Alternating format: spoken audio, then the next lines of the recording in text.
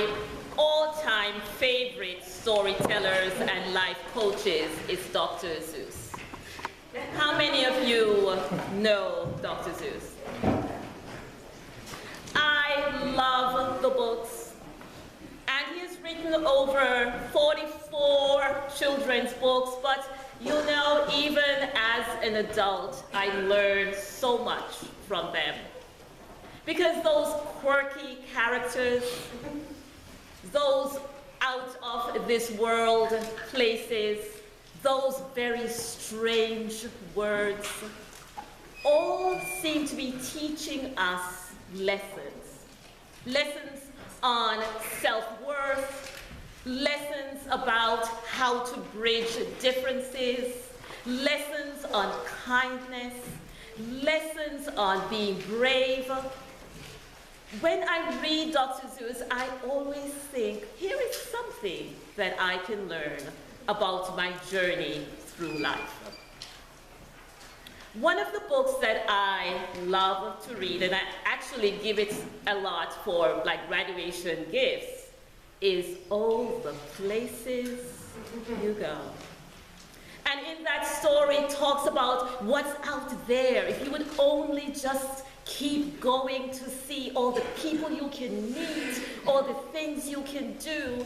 But he also talks about challenges and obstacles and things to beware of. And one of those things is the waiting place. He says, in that place, everyone is just waiting. Waiting for the fish to bite, or waiting for the wind to fly a kite, or waiting around for Friday night, or waiting perhaps for their Uncle Jake, or a pot to boil, or a better break, or a string of pearls, or a pair of pants, or a wig with curls, or another chance. And the waiting place, says Dr. Seuss, is to be avoided because it's a place where you sit still, where you stand without any activity. That place, he says, is not for you. I believe that in the gospel story you just heard about the 10 bridesmaids, Jesus is telling us about the waiting place. Because we too are on a journey, and there is lots for us to do out there. But between the time that we have and what we expect to come either at the end of life or at the second coming, we are in a place where we have to decide whether we are going to sit and wait for the fish to bite, for Uncle Jake to come, or whether it's a time of activity, of doing the work that we have been given to do, of doing the ministry that we have been called as followers of Jesus to do. You see, we are in Jesus' wedding story, the bridesmaids.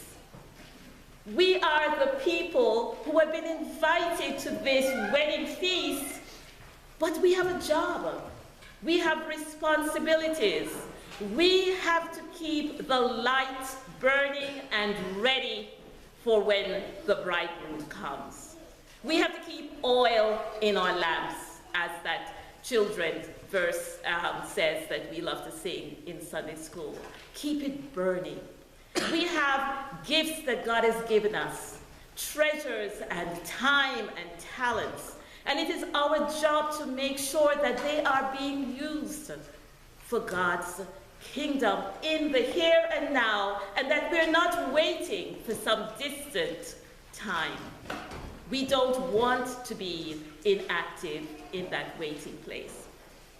And for us as a church community, we say that we have been called to proclaim and spread God's unconditional love through joyful worship, all-embracing welcome, and compassionate outreach. And if you've received Father Christopher's letter, which went out this week, Some of you may have I haven't received it. gotten mine yet. You didn't get yours.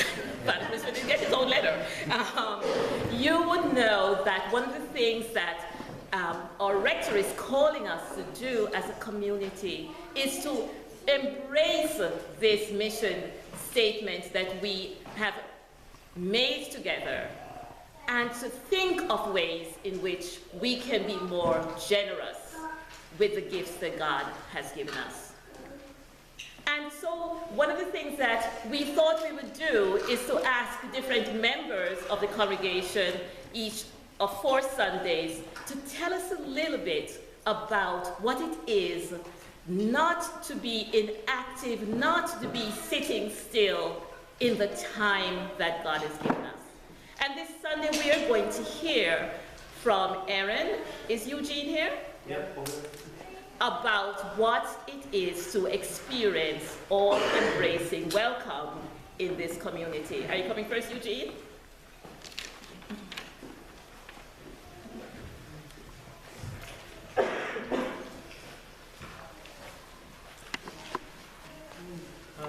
So my journey to St. Jude was, I want to say, a long path.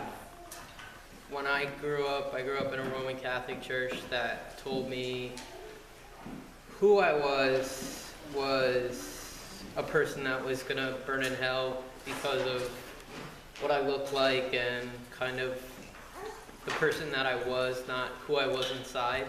So I always thought no matter what I did, good or bad, I was going to burn in hell, so it didn't matter. And it took me a long time to open up my heart to believe that I could have a relationship with God outside of the church. And once I opened up to that, then I thought maybe I could find a relationship inside of a church. And I was visiting friends in Jersey, and I have a father figure that invited me to his church. And I went to that church, and I felt safe because I had this safe person with me. And then for 2 years, I would drive to Jersey every Sunday to go to church because I needed a safe person. And then after 2 years, they said, okay, you can't be driving all this way every single Sunday. So then I started a journey to try to find a church here. And I went to an Episcopal church here because that church was Episcopal. And I went in Amityville, and the person just looked at me and was like, no, based on my appearance, that I was not welcome. And I was like, okay, And I think because I was trying to do it by myself also, that's why it happened. And then I got really, really, really sick. And a friend of mine from this congregation told me about this amazing healing mass. And I was like, well, I don't really know. And I told him why. And he was like, well, you don't have to worry about any of that kind of stuff. This is a very opening, loving congregation. And I was a little, taken back because of my experiences. And I came, and I'm so happy that I came because I've never been judged. I've had nothing but loving, amazing, I don't even know the words to describe the community that I've had here. And there was a time, I want to say like a couple years ago, maybe 8 years ago, that I was homeless, and people from the congregation heard about it. And for 2 weeks I had couches to stay on until I found a place to stay. I went from being that person that hated church to now I'm at church all the time. I help out with ministries. I'm starting a ministry.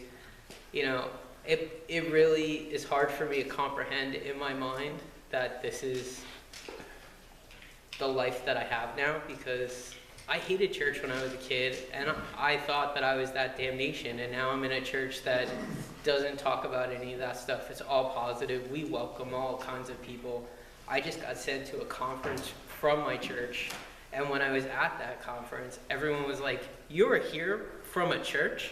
Because they all have that same, I don't know the word that you would use, but everybody had that same horrible experiences from their churches. And it's amazing that this church is not like that. Thank you.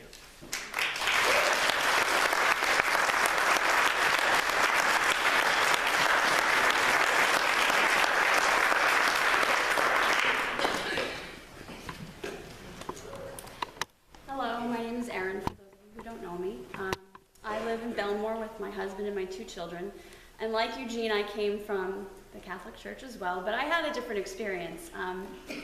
My journey to St. Jude really was a journey to lead me back to kind of reconnecting to my faith. My parents were very devout Catholics. It was our expectation. We went to church every Sunday. It was what we did. But I realized in retrospect that their faith, they were living their faith. Whether it was my mom running a clothing drive, or my father ushering, or my brother altar serving, I was witnessing them being engaged in their community, being active in their faith. So going through the motions as a kid, yeah, I didn't love going to church, but I was witnessing this my whole experience. And in retrospect, I realized it was the greatest gift my parents could have ever given me. As a teenager, I was very involved in youth activities, and we started a youth group, and I started to see that faith as my own connection to God, my own relationship with God. And I think that came through helping that community, being a part of that community, and actively being engaged in it. And then in my 20s, I feel like I fell away from that. I started to question the institution. I started to question my values and beliefs and how those things lined up with what I felt in my heart about God and faith and community. And also I was young and selfish and self-absorbed. In retrospect, I think that absence was really an important thing, that waiting time, because when I reached my 30s and I realized that not only was I missing that connection, I missed who I was when I was engaged. I missed that relationship with God. I also had become a parent. We had 2 children, and I felt that I had to give that same foundation to my children. And my husband is great. He's not a churchgoer, never has been, never will be, but he is a man of incredible faith. And for me, if I don't go to the gym, I don't work out. And I realized over time, if I don't go to church, I don't feel engaged and connected. I don't see God as much. I need to be here. And when I started coming here, it was sort of like I bounced around. I was Goldilocks. I went to one church that was way too big. I went to one church 8 months pregnant where there were 7 pews, and I was so conspicuous that I couldn't go back. And then I came here once, and Father Christopher welcomed me, and it was lovely, and I came back 2 years later. And Father Christopher said he remembered me. I don't know if he did, but he might have picked up on the fact that I was hopping around and that I needed a place. And immediately I was introduced to Wendy and learned about Sunday school, and I just had this feeling that it was home. So when I came back and experienced my first coffee hour, the first person to greet me before anybody could even get to me, of course, was Ed Kelly. And I thought he was from Ireland, because for the first 5 minutes that we spoke, he used an Irish accent. So I don't know that I really believe in coincidences all that much, and I didn't think any of that was a coincidence. I just knew that it felt like home. So coming to St. Jude has been home for me. Beyond that, what I realized, I can't just sit quietly on the sidelines. And I tried to. I tried to just hide in the back like I did, at St. William's as a kid, because it was so big you could hide. But you can't hide here. And when Father Christopher asks you to do something, it's hard to say no. So I little by little got engaged, whether it is, helping the gift basket table at the fair, or working at the mission center, or ushering and realizing that I really don't like ushering, and then asking Mother Maxine to please take me off the schedule. There was no guilt. It was, that's okay, that's not your calling. And I realized that she's right. There's so many ways to be engaged here that have not only have I helped to give my children a foundation, they're now part of a community that is more diverse than they would ever experience here on Long Island, that, was a byproduct of all of this. But they see all of you. They see all of us working together as a community, and that's God to me, and that's our faith, and that's my faith, and I feel like it's not just me raising my children here. It's all of you, and everything that we do here it's a blessing. So thank you for coming. Thank you for asking.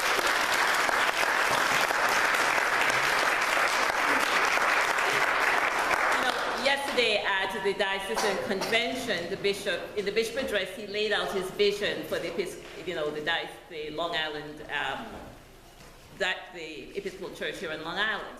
And one of the things that he said was that we are not running out of people or opportunity or need.